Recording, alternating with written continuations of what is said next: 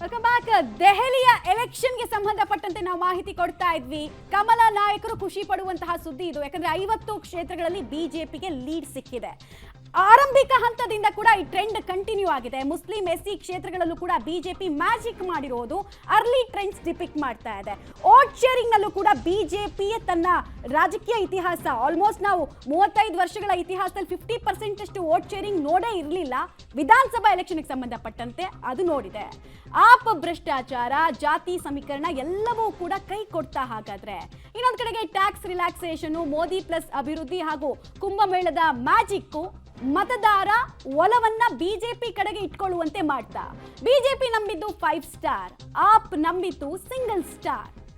ಆಪ್ನ ಭ್ರಷ್ಟಾಚಾರ ಎಮರ್ಜ್ ಆಗಿದ್ದು ಹೇಗೆ ಆಮ್ ಆದ್ಮಿ ಪಾರ್ಟಿ ನಂತರ ಈಗ ಆರೋಪ ಬಂದಿದ್ದು ಯಾವ ರೀತಿ, ಇದನ್ನೆಲ್ಲ ಮಿಡಲ್ ಕ್ಲಾಸ್ ಜನ ನೋಡ್ತಾ ಇದ್ರು.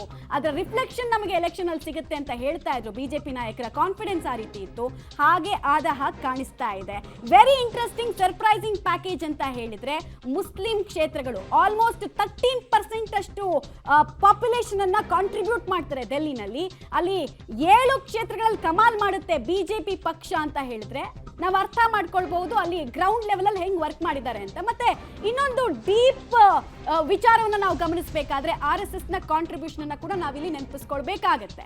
ಡೆಲ್ಲಿ ವಾರ್ ಬಿಜೆಪಿಯಲ್ಲಿ ಆಮ್ ಆದ್ಮಿ ಪಾರ್ಟಿ ಕೈ ಸುಟ್ಟುಕೊಳ್ತಾ ಇದೆ. ಆಲ್ಮೋಸ್ಟ್ 13 ವರ್ಷಗಳ ಲೆಗಸಿಯನ್ನ 4ನೇ ಬಾರಿ ಕಂಟಿನ್ಯೂ ಮಾಡಬೇಕು ಅನ್ನುವಂತಹ ಆಸೆಗೆ ಆಲ್ಮೋಸ್ಟ್ ತಣ್ಣೀರನ್ನ ಎರಚಿದಂಗೆ ಕಾಣಿಸ್ತಾ ಇದೆ ಬಿಜೆಪಿ. ಟ್ಯಾಕ್ಸ್ ರಿಲ್ಯಾಕ್ಸೇಷನ್ ನ ವಿಚಾರ ಹೊರಕ್ಕೆ ಬೀಳಲ್ಲ ಅಂತ ಹೇಳ್ತಾ ಇದ್ರು ಆಮ್ ಆದ್ಮಿ ಪಾರ್ಟಿ ನಾಯಕರು. ಆದರೆ ಬಿದ್ದಿದೆ ಅನ್ನೋದು ಗೊತ್ತಾಗ್ತಾ ಇದೆ. ಕಾಂಗ್ರೆಸ್ ಎಷ್ಟು ವೋಟ್ಗಳನ್ನ ಕಿತ್ತಿದೆ ಅನ್ನುವಂಥದ್ದು, ಎಷ್ಟು ಪರ್ಸೆಂಟೇಜ್ ಕಿತ್ತಿದೆ ಅನ್ನೋದ್ರ ಮೇಲೆ ಹೋಗುತ್ತೆ. ಕಾರಣ ಸೀಟ್ ಬರದೇ ಇರಬಹುದು ಕಾಂಗ್ರೆಸ್ಗೆ. ಹೆಚ್ಚಿನ ಮುಸ್ಲಿಂ ವೋಟ್ಸ್ ಗಳನ್ನ ಡಾಮಿನೇಟ್ ಆಗಿರುವಂತಹ ಕ್ಷೇತ್ರಗಳಲ್ಲಿ ಕಿತ್ಕೊಂಡ್ಬಿಟ್ಟಿದ್ರೆ ಅದು ಡೆಫಿನೆಟ್ಲಿ ಆಮ್ ಆದ್ಮಿ ಪಕ್ಷಕ್ಕೆ ಡ್ಯಾಮೇಜ್ ಅದು.